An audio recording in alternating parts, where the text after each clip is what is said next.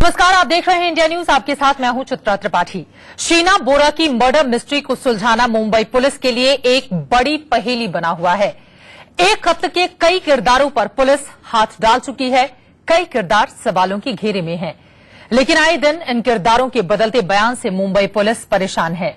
हालांकि आज मुंबई पुलिस ने उस कार को बरामद कर लिया जिसमें शीना बोरा का मर्डर हुआ था।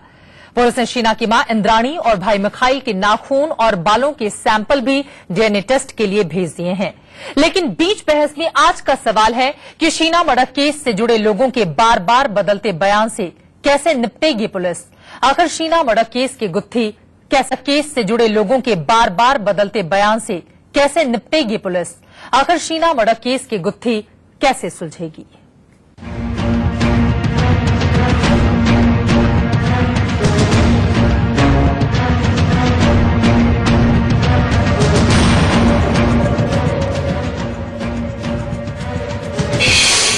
क्या शीना का भाई गद्दार था और मां गुनहगार?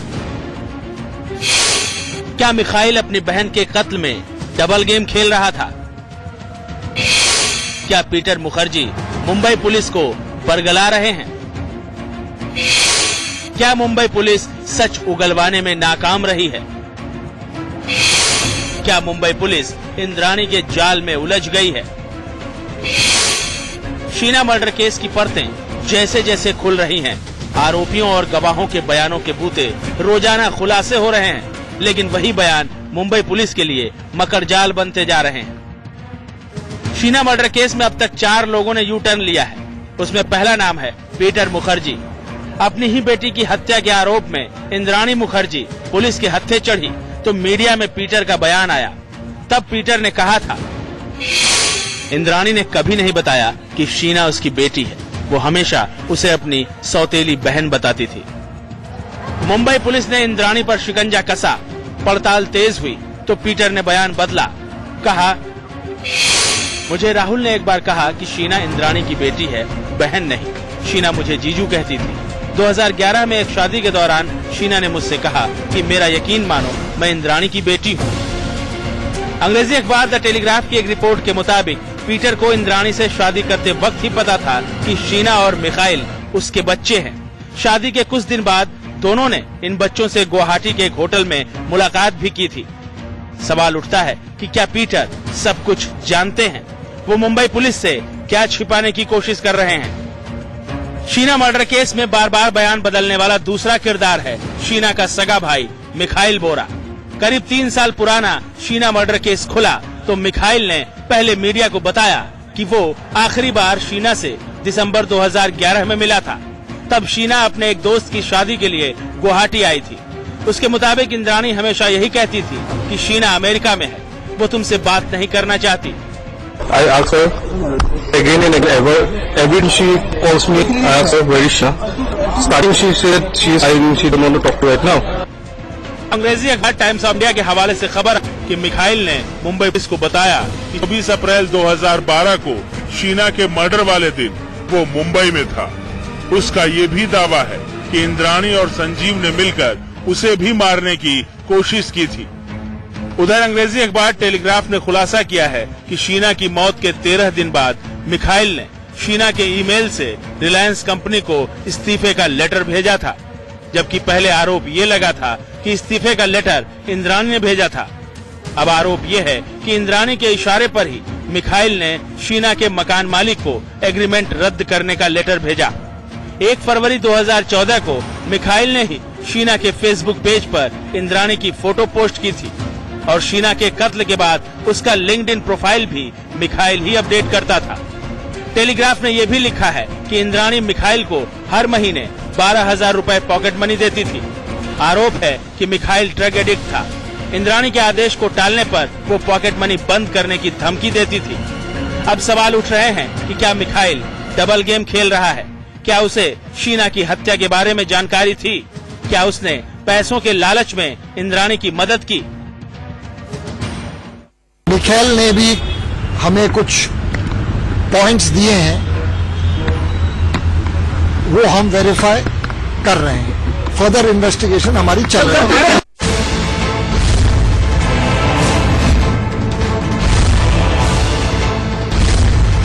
शीना मर्डर केस में बयान बदलने वाला तीसरा किरदार है संजीव खन्ना।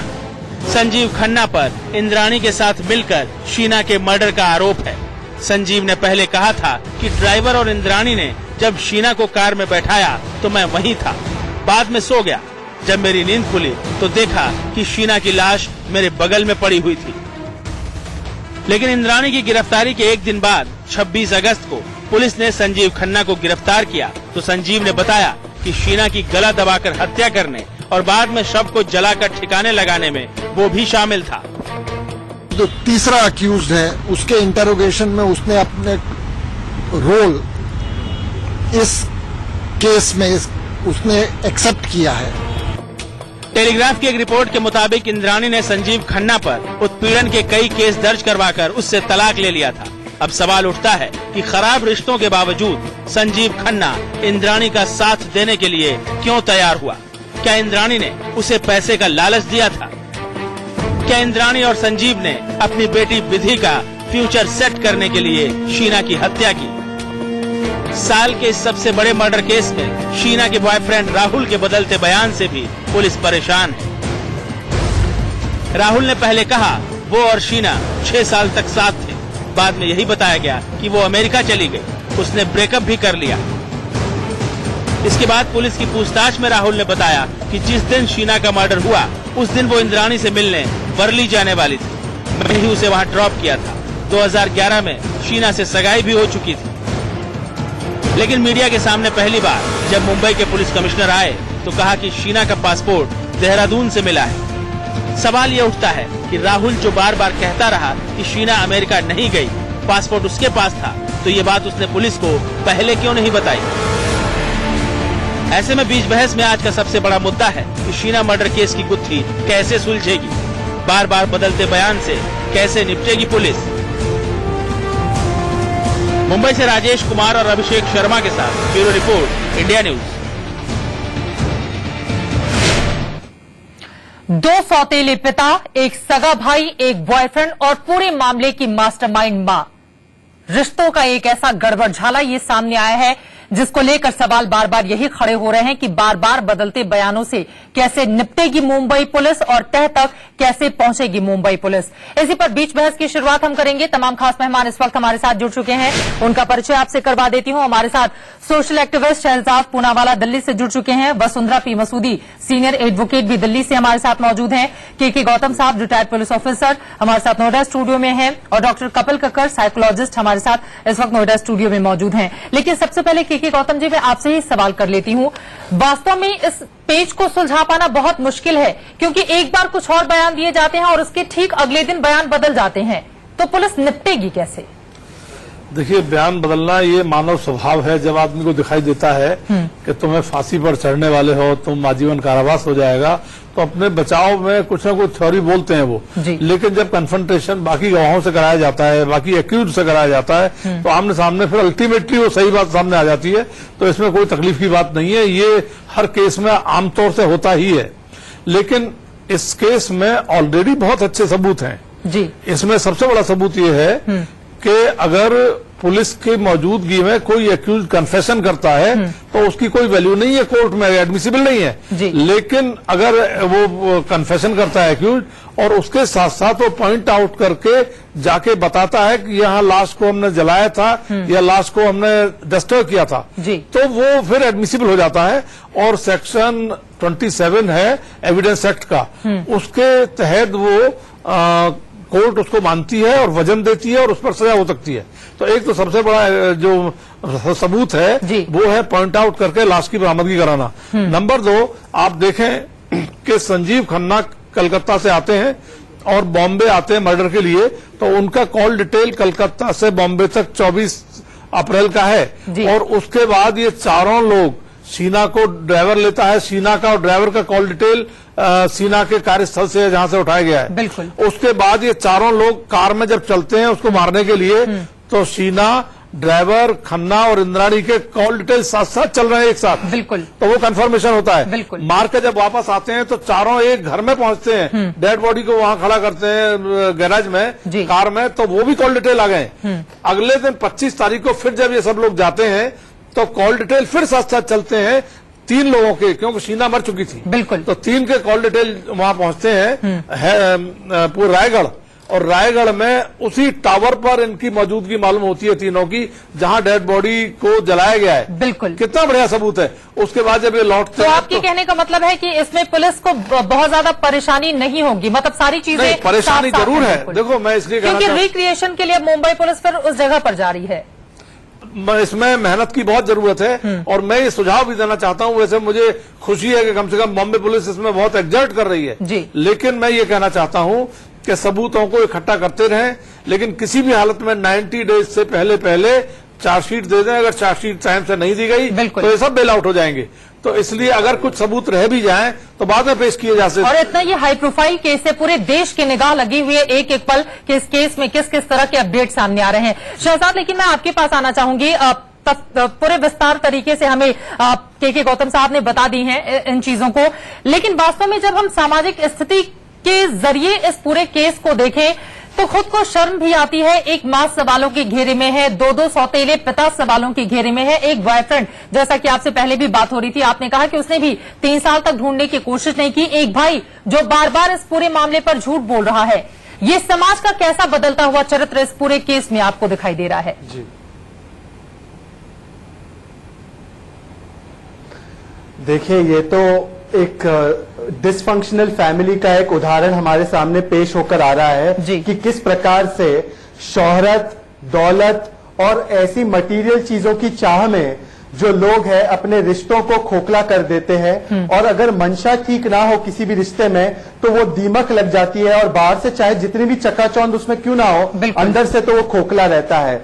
क्योंकि मैं खुद कानून का जानकार हूं, मैं इसमें 1-2 बिंदु ये भी जोड़ना चाहूंगा के गौतम जी ने जो कहा है उसमें, कि इस केस में चश्मदीद गवाह शायद नहीं होंगे, शायद इसमें परिस्थितियों के आधार पर कड़ी जोड़ी जाएगी। तो इसमें एक चीज पुलिस जो कर सकती है वो ये है कि ड्राइवर या तो मिखाइल या शक के घेरे में जो दूसरे लोग हैं उनको वो अप्रूवर बनाकर, बिल्कुल सरकारी गवाह बनाकर, और शायद इसीलिए मिखाइल को ऐसी जगह ले गया है कि वहां पे उसका मीडिया के साथ कोई ताल्लुकात नहीं हो पा रहा है। तो मुझे लगता है Mumbai police DNA evidence, call record evidence और उसके साथ अप्रूवर के साथ मिलकर इस केस को साबित करने में शायद सक्षम हो सकती है।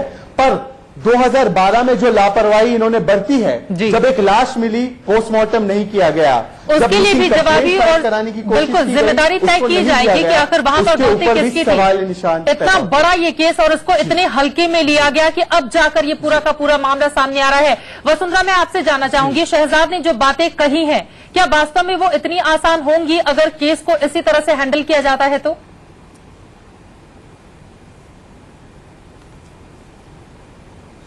देखिए, कहीं ना कहीं मुझे इस चीज का यकीन ही नहीं, पूरा भरोसा है कि इस केस को डील करने में पुलिस की तरफ से बहुत बड़ी लापरवाही हुई है, जैसा कि अभी अभी शहजाद ने भी एक इंडिकेशन दिया है। क्योंकि जब इनको सबसे पहले लाश मिली थी तो जो यूजुअल कोर्स होता है, जो सामान्य स्थिति में पुलिस जिस दिशा में जाती है, वो यह होता है कि जैसे ही आपको बॉडी बरामद हुई है, आप बॉडी का पंचनामा तैयार करते हैं, आप बॉडी को पोस्टमार्टम के लिए भेजते हैं और आप बॉडी की आइडेंटिफिकेशन के लिए तमाम जरियात अपनाते हैं।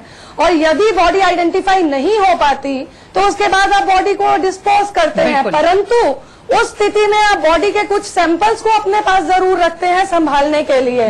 पहले तो बहुत बड़ा सवालिया निशान जो है वो पुलिस के ऊपर ही आता है कि जब पुलिस को कंप्लेंट मिली थी मिसिंग पर्सन की, उसके तत्पश्चात पुलिस ने क्यों लापरवाही बरती, पहला।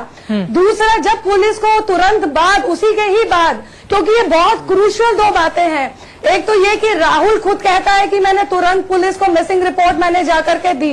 मैं आपको महीने के साथ रोक रही हूँ। रायगढ़ पुलिस की प्रेस कॉन्फ्रेंस इस वक्त चल रही है, एक बार सीधे सुनते हैं। कागोरे पेड़ ये थे, मुझे स्पॉट हुआ। तत्कालीन एसडीपीओ श्री चौहान, तत्कालीन इंस्पेक्टर श्री मिर्घे, सब इंस्पेक्टर भांडे, त्यासोबत दूर क्षेत्राचे अधिकारी कर्मचाऱ्यांनी भेट दिली। तिथे पोहोचल्यानंतर त्याने इन्क्वेस्ट पंचनामा, घटनास्थळ पंचनामा अधिकाऱ्यांनी केला आणि तिथून त्यांना जी वस्तू भेटली, विशेष करून ते संग्रहालयातले हार, कर्मचारी केस, त्वचा इत्यादी त्यांनी तिथून कलेक्ट केले आणि त्यानंतर 25/5/2012 रोजी दोबारा से इस प्रेस कॉन्फ्रेंस पर हम लौटेंगे, लेकिन महत्वपूर्ण बातें यहां पर बताई गई हैं वसुंधरा की ओर से, और इसका जवाब मैं के गौतम जी से लूंगी क्योंकि पुलिस सवालों के घेरे में है। लेकिन उसके पहले डॉक्टर कपिल कक्कर, मैं आपके पास आना चाहूंगी। जो मनोविज्ञान इस पूरे केस का दर्शाता है, चूंकि इंद्राणी के इर्द गिर्द ये सारी कहानियां घूम रही हैं। मैं कहना चाहूंगी, अगर आप मुझे जी वसुंधरा जी जल्दी से बोलिए, अपनी बात पूरी करें। जी, तो क्योंकि राहुल ने ये बयान दिया, चूंकि इंद्राणी के इर्द गिर्द ये सारी कहानियां घूम रही हैं। मैं कहना चाहूंगी, अगर आप मुझे जी वसुंधरा जी जल्दी से बोलिए, अपनी बात पूरी करें। जी, तो क्योंकि राहुल ने ये बयान दिया था कि मैंने मिसिंग पर्सन्स की कंप्लेंट लिखवाई थी, शिकायत दर्ज की थी, उसकी थोड़ी ही देर के बाद कुछ ही समय के पश्चात एक डेड बॉडी रिकवर होती है, तो क्यों नहीं पुलिस ने उस वक्त कोई भी एक्शन लिया? ये बहुत बड़ा सवाल है पुलिस पर भी। और क्योंकि मिखाइल भी जो है वो बदलते बयान दे रहे हैं, और 7 बजे से यदि आप देखें कि 7 बजे इंद्राणी और उनके जो पुराने पति हैं, एक्स हस्बैंड, वो जाते हैं वहां पर, अपनी बेटी को पिक करती है इंद्राणी, उसके बाद वो रायगढ़ पहुंचती है, रास्ते में उनका कत्ल करती हैं, 4 बजे के करीब उनको दफनाया जाता है। तो इस पूरे दौरान में कहीं ना कहीं मिसिंग लिंक्स हैं जिनको एस्टैब्लिश करना प्रोसिक्यूशन के लिए बेहद आवश्यक है, बहुत ज्यादा जरूरी हो जाएगा। और बिल्कुल सही कहा आपने कि पुलिस सवालों के घेरे में इसलिए है क्योंकि अगर इतने दिनों के बाद ये मामला सामने आ रहा है और मीडिया में इसको प्रमुखता से उठाया जा रहा है, जिसके बाद पुलिस दबाव में है, फिर जाकर एक एक कड़ी को जोड़ने की कोशिश कर रही है, जबकि सोचिए मामला 3 साल पुराना है। लेकिन उसके पहले डॉक्टर कपिल, आपसे एक बार फिर से मैं आ जाती हूँ, ये मानसिकता किस तरह की दर्शाती है जो इंद्राणी एक महिला, उसके इर्द गिर्द घूमते हुए इतने सारे किरदार जो हर रोज अपने बयान बदल रहे हैं? देखिए, इंद्राणी को अगर आप देखेंगे, इनका इमोशनल डिवोर्स पहले से ही हो चुका था। इन्होंने जो शादी करी, इन्होंने बेसिकली लोगों को यूज किया है, ये क्रिमिनल माइंडसेट है। और जो आप देख रहे हैं, या तो ये चुप हो जाएंगी इंटेरोगेशन के दौरान, बिल्कुल कोल्ड हो जाएंगी, या फिर ये पुलिस को घुमाएगी। But again it is a matter of time. मैं क्यों मैटर ऑफ टाइम कह रहा हूं? Because I should not be using this word, but she thinks she is a champion. For example, she thinks she is a champion. आज तक 16 साल की उम्र तक, 43 ईयर्स की उम्र तक she has been successful in life. जो भी इन्होंने किया, इन्होंने एक चैंपियन का क्या होता है, चाहे टेनिस देखे, बैडमिंटन, जो भी आप स्पोर्ट्स देखे, जब तक लास्ट पॉइंट नहीं हारता वो हमेशा लड़ता रहता है। तो ये इसके केस में this lady is going to do that till the last minute. ये डॉज करेगी जब तक इनके आसपास के लोग कहीं ना कहीं इनको एकदम फिक्स नहीं कर देते, तो ये खेलती रहेंगी इनके साथ। और ये आज से नहीं खेल रही हैं, ये इनके 25 साल का पर्सोना है, आप समझिए।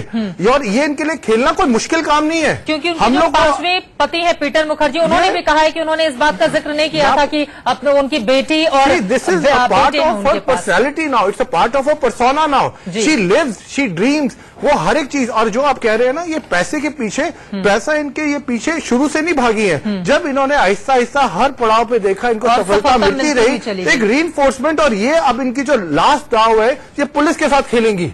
लेकिन गलत काम का अंजाम बहुत बुरा होता है और उसी अंजाम पर इंद्राणी इस वक्त पहुंचने और इनके साथ एक और होप है कि 3 साल तक पुलिस ने इनको नहीं पकड़ा, तो वो भी एक इनके बैकग्राउंड में है कि यहाँ पे भी शायद कुछ ना कुछ, कहीं कुछ आ जाए जहाँ से ये बच सकती हैं। गौतम जी, बिल्कुल बिल्कुल शहजाद मैं आती हूँ, लेकिन गौतम साहब, वास्तव में पुलिस तो सवालों के घेरे में है। रायगढ़ पुलिस, मतलब देखिए कितनी ज्यादा लापरवाही बरती गई, जिसके बाद आज ये मामला इस तरह से खुल रहा है और पुलिस अब 3 साल के बाद जाके वहां पर चीजों को रिक्रिएट करेगी। अगर उसी समय इस चीज को इतनी गंभीरता से लिया जाता तो हालात ऐसे नहीं होते आज। नहीं, बिल्कुल ठीक है, मैं एग्री करता हूँ। बहुत बड़ी लापरवाही है, लापरवाही नहीं, आपराधिक लापरवाही है। बिल्कुल, इसमें उनके खिलाफ कार्रवाई होना चाहिए। और रायगढ़ पुलिस की तरफ से तो मैं कहता हूँ ऐसी मिसाल बहुत कम मिलती है, डेड बॉडी की सूचना है और उसके बाद कोई कार्रवाई ना हो, ये भयंकर अपराध भी है। मैं लौटती हूँ सर आपके पास, एक बार फिर से सुनते हैं रायगढ़ पुलिस की प्रेस कॉन्फ्रेंस दी गई। और ये इन्फॉर्मेशन मिलने के बाद वहां के संबंधित उप विभागीय पुलिस अधिकारी श्री चौहान, उस वक्त के इंस्पेक्टर श्री मुर्गे सब इंस्पेक्टर श्री धांडे और बाकी कर्मचारियों के साथ वहां पे भेंट दी गई। उसके बाद वहां का जगह का इंक्वेस्ट पंचनामा और घटनास्थल का पंचनामा, बॉडी इंक्वेस्ट पंचनामा वगैरह किया गया। बॉडी के पोस्टमार्टम के लिए डॉक्टर को रिक्वेस्ट की गई और जो कि वही स्पॉट पे ही किया गया। और उसके बाद उस बॉडी से जो है एनालिसिस के लिए कुछ जो है पार्ट्स लिए गए, बोन्स वगैरह के हेयर्स वगैरह, जो कि संबंधित जो विशेषज्ञ है जे हॉस्पिटल में डिपार्टमेंट ऑफ एनाटॉमी वहां पे भेजा गया। और उसके बाद इस बारे में स्टेशनरी एंट्री उसी दिन शाम को की गई और करने के बाद बाकी लोगों के स्टेटमेंट वगैरह लिए गए। जे हॉस्पिटल में भेजने के बाद ये रिपोर्ट्स हमें प्राप्त नहीं हुए, साथ ही कलेक्ट कर भी नहीं किए गए। इस बारे में कोई भी गुनाह या आकस्मिक मृत्यु इस बारे में नोट नहीं की गई, बल्कि स्पेशलिस्ट का ओपिनियन के लिए ये सभी चीजें भेज दी गई। गुनाह क्यों नहीं दाखिल हुआ या अकस्मात मृत्यु क्यों नहीं दाखिल की गई, इस बारे में हमने एक डिटेल रिपोर्ट हमारे सीनियर्स को सबमिट की है। और आईजी कोंकण रेंज, उनके द्वारा कल ही हमें एक आदेश प्राप्त हुआ है। उन्होंने इस चीज के विविध पहलुओं पे हमसे एक रिपोर्ट मांगी है। इस वक्त ये चौकसी चालू है और जल्द से जल्द ये चौकसी या इंक्वायरी पूरी की जाएगी। और शीना मर्डर केस मामले में रायगढ़ पुलिस की प्रेस कॉन्फ्रेंस चल रही थी। चूंकि पुलिस भी सवालों के घेरे में है, इसलिए बकायदा एक रिपोर्ट भी आगे भेज दी गई है कि उस समय केस फाइल क्यों नहीं की गई और किस किस तरह की उस वक्त कमियां थी। आप चारों मेहमान हमारे साथ जुड़े, चूंकि वक्त की कमी है इस वजह से बहुत शुक्रिया।